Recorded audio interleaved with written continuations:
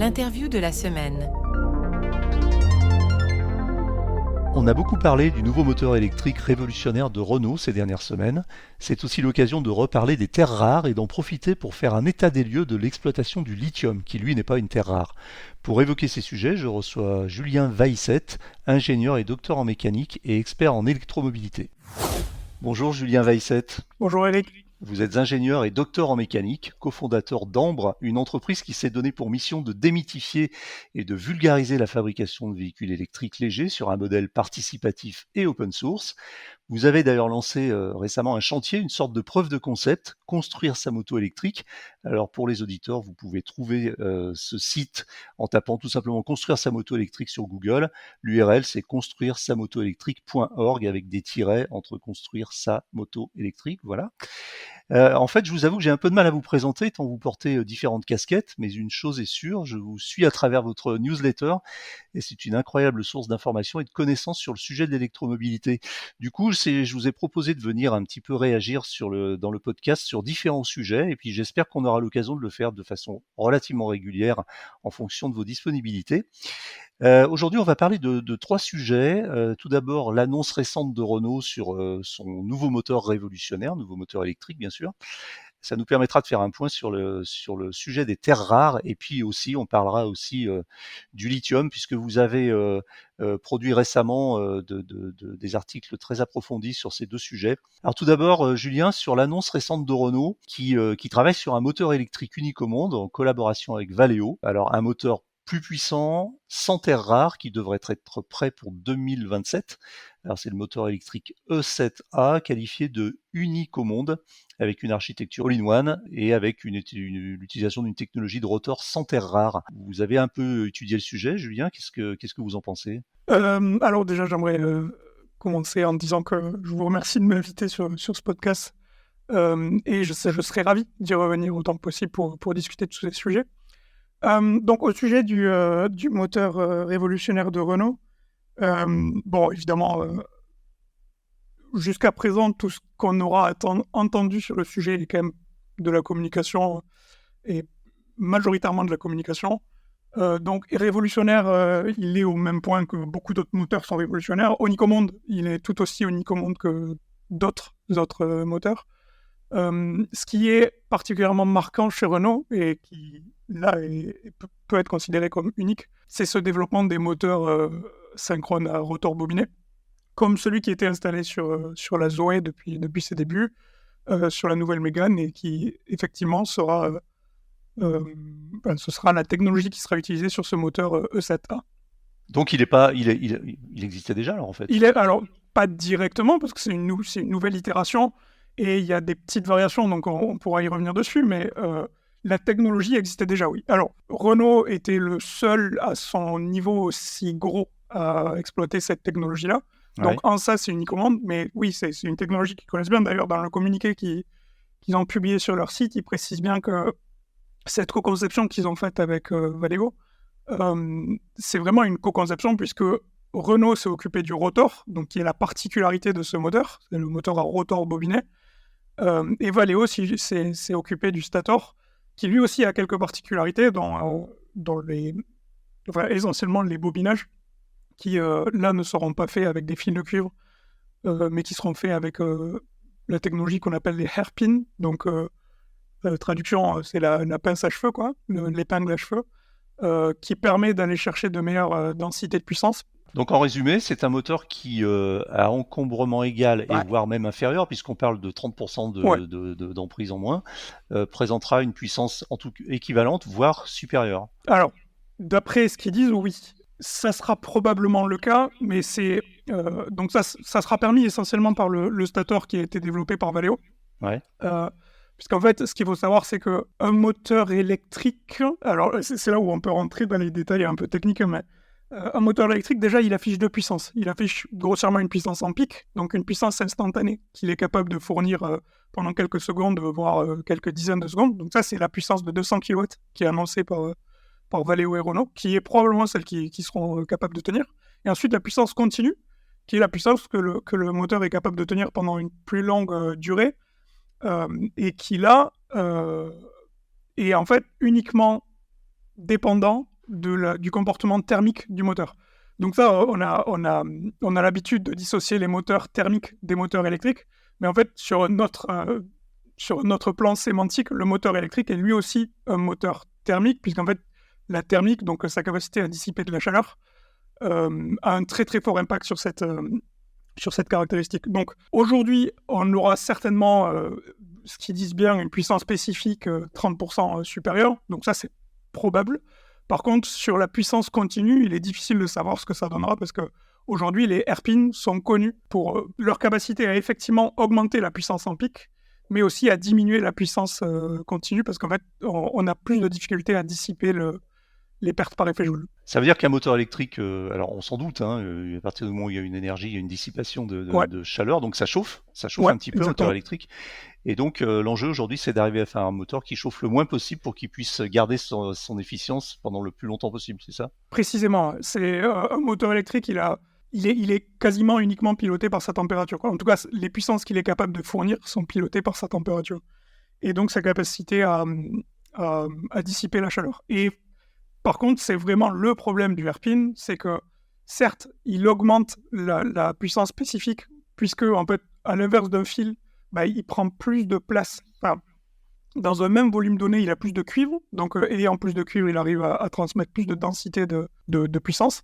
Par contre, il arrive moins à dissiper la chaleur. Donc l'un dans l'autre, oui, c'est un progrès, mais il faudra voir les spécifications réelles en 2027, quand il sera mis sur le marché pour bien comprendre sa qualité.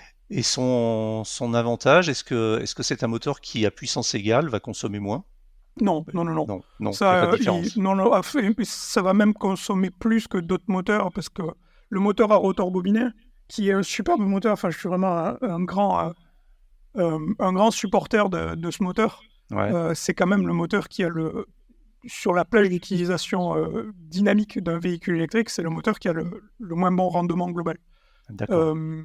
Donc ça, effectivement, j'ai vu sur le site de Renault qui disait, je sais plus exactement, mais quelque chose. Enfin, il parlait de consommation, il me semble.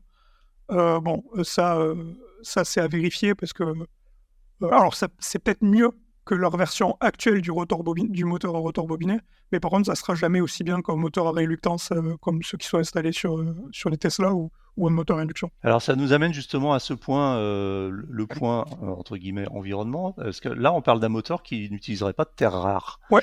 Alors déjà on va dissiper une confusion. Les terres rares, on est bien d'accord, c'est uniquement dans les moteurs et non pas dans les batteries. Exactement. Quand on parle de terres rares dans les véhicules électriques, en réalité on parle essentiellement du néodyme. Ouais. Et le néodyme, c'est la terre rare qui est utilisée dans les aimants permanents, qui permet d'avoir des aimants permanents de très très haute performance. Et donc les aimants permanents qu'on retrouve dans les rotors des moteurs, et effectivement on ne retrouve aucune terre rare dans les batteries lithium-ion. Alors c'est vrai que c'est une croyance qui est assez répandue, qui a la peau dure. Ouais.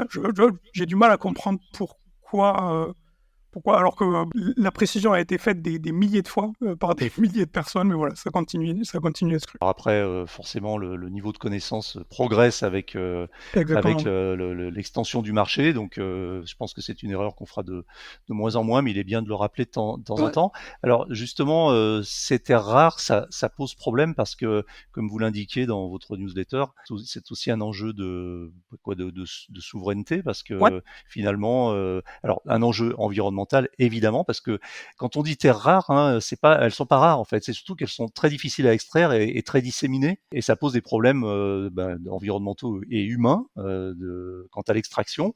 Et puis le sujet aussi que vous avez pointé, c'est que ça pose aussi des problèmes de souveraineté, parce qu'on dépend finalement de territoires qui sont pas les nôtres. Ouais, précisément. C'est vrai que les terres rares, sur ça, c'est assez intéressant. Alors le terme de terres rares, en fait, c'est un terme qu'on a hérité du 19e siècle, donc faut pas trop lui en tenir rigueur, mais en fait, la terre rare permet d'illustrer la différence entre la ressource et la réserve.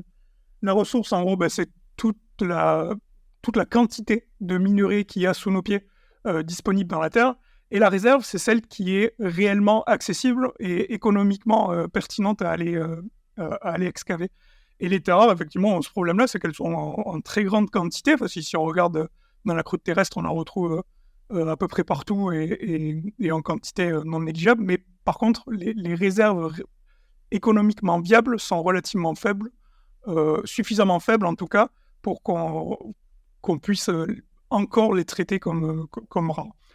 Bon, après, effectivement, le problème principal des terres rares, outre l'aspect écologique qui est un aspect non négligeable, c'est effectivement celui de la souveraineté des approvisionnements dans ces minerais.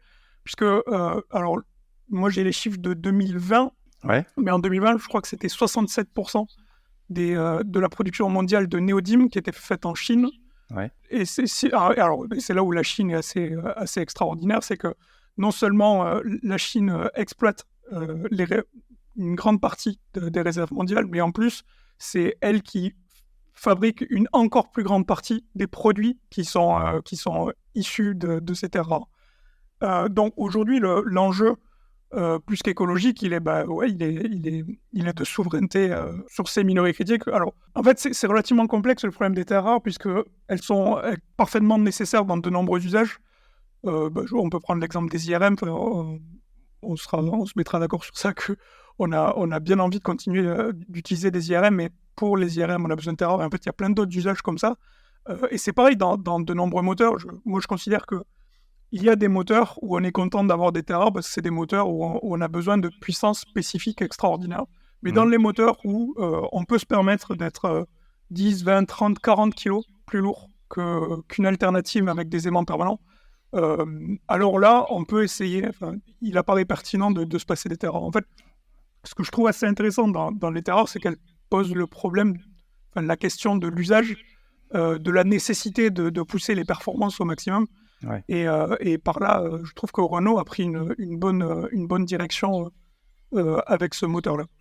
Donc, si on arrivait d'ici, je sais pas, à un horizon 2030-2035, à avoir des moteurs qui se passent complètement de terres rares, ça serait plutôt une bonne nouvelle pour les pays qui n'en produisent pas, mais peut-être aussi pour les pays qui en produisent, parce que ça supposerait qu'on arrête de détruire et de piller leur sol. Ouais, c'est ça.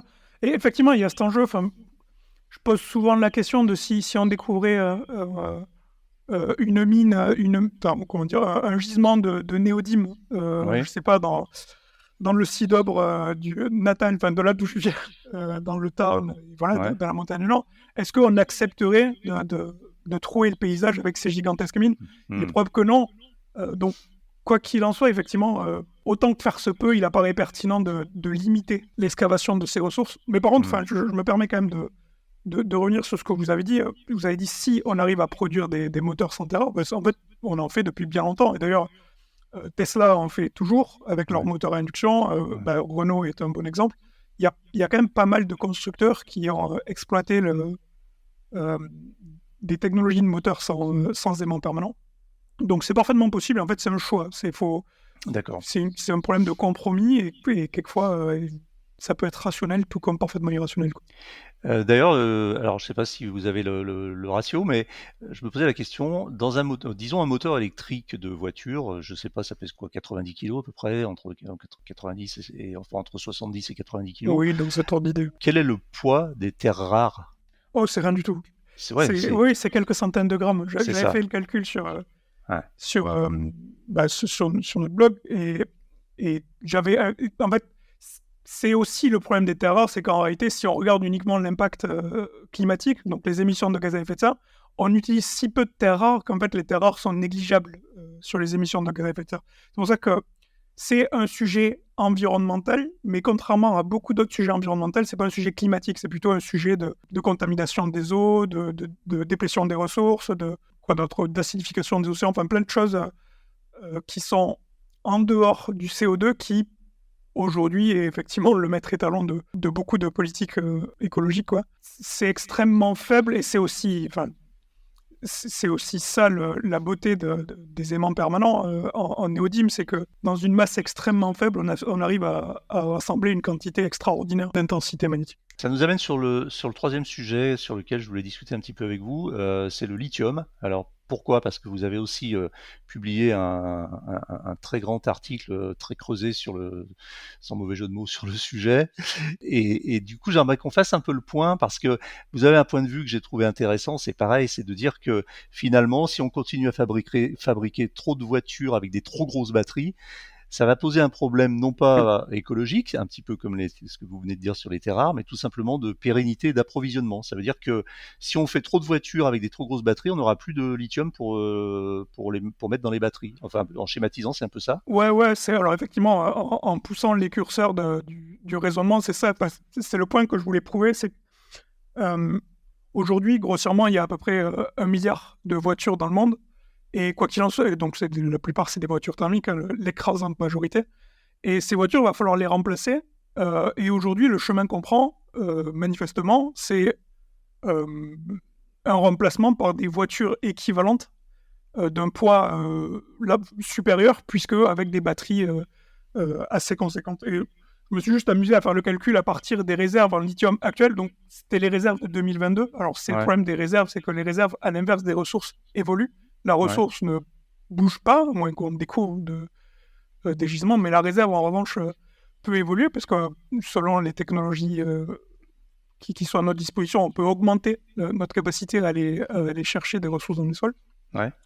Mais en allant chercher la réserve, en admettant que la réserve actuelle ne bougera pas, j'ai juste fait un petit calcul, une petite expérience de pensée, en se disant, si dès demain, toutes les voitures qui étaient vendues dans le monde, donc je ne sais plus exactement quel est le chiffre, mais c'est quelque chose comme 67 millions, je crois, ou 70, ou 90 millions, je ne sais plus exactement. J'avais en tête 80 millions. Ouais, voilà, quelque chose comme ça, voilà, c'est presque 100 millions de voitures tous les ans. Si dès demain, toutes ces voitures étaient 100% électriques et qu'elles utilisaient la taille de batterie qui est aujourd'hui le Graal de tous les fabricants de voitures, qui est une taille de batterie d'environ 100 kWh, en fait, d'ici 2035, on aurait divisé par 2 déjà les réserves en lithium sur la planète, rien qu'avec les voitures. Donc, c'est une expérience de pensée. Évidemment, c'est totalement aberrant parce que bien avant, on aurait une tension sur les approvisionnements. Et d'ailleurs, il est absolument aberrant d'imaginer que toutes les voitures pourraient être vendues avec une capacité de 100 kWh. Mais c'est juste pour montrer que, il me semble en tout cas que quand on est l'industrie automobile, on doit toujours faire l'exercice un peu de l'impératif catégorique kantien, de se dire, ok, est-ce que cette voiture-là, si tout le monde l'utilisait, je ne le regretterais pas, quoi. Est-ce que c'est réellement tenable ? Est-ce que systémiquement, on n'arriverait pas à un problème ? Oui, c'est pas crédible de continuer à promulguer, à promouvoir autant les voitures de 100 kWh, et il faudrait essayer de trouver des solutions, pas nécessairement de tuer les voitures de 100 kWh, mais trouver une solution massive pour réduire la taille des batteries, pour garder la réserve qui s'amenuise, quoi qu'il en soit. Alors, la Chine n'est pas le premier producteur de lithium, je crois que c'est l'Australie aujourd'hui, loin devant. Le Chili, la Chine arrive en 3e position, avec 14%, 15% du marché, on va dire. L'Argentine, le Brésil, le Zimbabwe. Alors, étonnamment, on a le Portugal en 7e position, qui produit à peu près un montant équivalent à celui du Canada. Et alors, le lithium, c'est pareil, c'est pas quelque chose de rare. Il suffit entre guillemets de creuser pour en trouver. Et il y a un projet de création de mines de lithium en France, dans l'Allier, qui devrait ouvrir en 2027, je crois. Donc peut-être qu'un jour on sera autosuffisant en production de batteries pour nos propres voitures électriques. Vous en pensez quoi ? Alors j'avais à l'époque où cette annonce était sortie, j'avais creusé le sujet pour essayer de comprendre ce qu'il en était. J'en pense que l'indépendance sur ces approvisionnements semble assez peu probable. D'accord. Néanmoins, c'est bien de participer à l'effort mondial pour aller chercher les minerais là où ils sont, et pas seulement aller les chercher dans les pays pauvres ou les pays déclassés. On s'intéresse bien peu à ce que pensent les habitants. Donc c'est très bien de participer à l'effort. Bon, après, je m'étais pas mal intéressé sur toutes les annonces qui avaient été faites à propos de la propreté de ce lithium. Bon, là aussi, on était sur de la communication, et d'ailleurs, on n'en parle plus beaucoup aujourd'hui. Donc, comme tout, il faudra voir le résultat, il faudra voir l'exécution qui aura été faite à la suite des promesses. Moi, je suis favorable à participer à cet effort-là. Ça, évidemment, c'est pas un encouragement à aller chercher toutes les réserves qui sont dans tous les sols auxquels on peut avoir accès. Mais voilà, je trouve ça relativement pertinent. Moi, j'aimerais revenir sur ce que vous avez dit précédemment là, à propos des réserves de lithium qui sont effectivement relativement bien partagées dans le monde. Mais ce qui est aujourd'hui assez intéressant, c'est qu'elles sont effectivement dispersées dans le monde, mais le problème actuel, c'est beaucoup plus sur la production, l'utilisation du lithium qui a été extrait de terre. C'est le cas par exemple de l'Australie et qui extrait beaucoup de lithium et qui ensuite l'envoie majoritairement en Chine pour la production de batteries lithium-ion. Ouais. Donc, au-delà de la disparité des réserves, il y a aussi un sujet d'essayer de rapprocher les usines de fabrication de cellules des gisements qui permettraient en fait d'avoir une économie mondiale là aussi un peu plus décentralisée, un peu mieux répartie, un peu plus antifragile, quoi. C'est-à-dire ne pas avoir 1, 2, 3 blocs comme on peut avoir aujourd'hui et avoir une sorte de collaboration un peu plus saine, quoi. Une dernière question, Julien. Les batteries LFP, est-ce que ça peut sauver la mise? C'est-à-dire, par rapport aux batteries lithium-ion, je vous pose une question un petit peu de naïf, là. Est-ce qu'on a moins de lithium dans une LFP que dans une lithium-ion?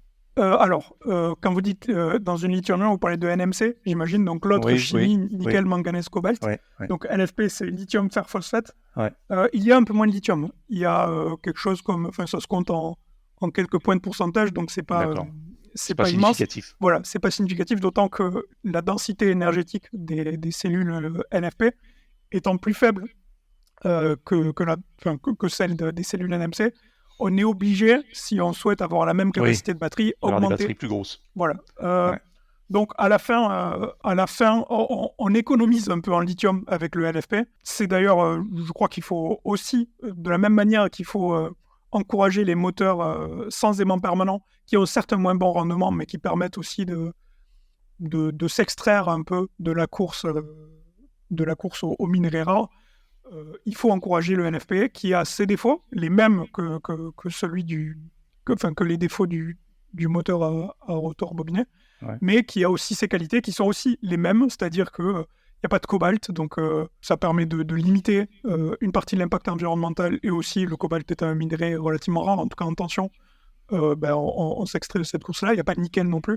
Donc voilà, en fait c'est le problème et aussi le bénéfice des véhicules électriques, c'est que il n'y aura pas une solution unique. Il n'y aura pas une technologie unique, contrairement à ce qu'on avait connu jusqu'à présent avec le moteur à combustion interne qui reposait sur le miracle du pétrole. Aujourd'hui, on va devoir composer avec plein de technologies. Il y a le sodium-ion, il y a les supercondensateurs qui peuvent aider dans certaines situations. Disons-le, il y a la pile à combustible qui, dans certains usages aussi, peut avoir du sens. C'est compliqué en termes d'analyse et de planification, parce que c'est un problème dynamique extrêmement complexe, mais on va devoir en passer par là, quoi. Eh bien, je vous remercie beaucoup, Julien Weisset. Je rappelle que vous êtes ingénieur et docteur en mécanique, cofondateur d'Ambre, une entreprise qui s'est donnée pour mission de démythifier, de vulgariser la fabrication de véhicules électriques légers sur un modèle participatif et open source. On aura l'occasion d'en reparler parce que ça sera sympa aussi un jour de faire un point sur votre chantier de cette fameuse moto électrique. Voilà, je vous remercie et puis à très bientôt probablement pour d'autres éclairages très intéressants sur le marché de l'électromobilité. Merci beaucoup, Julien. Merci Eric, à bientôt.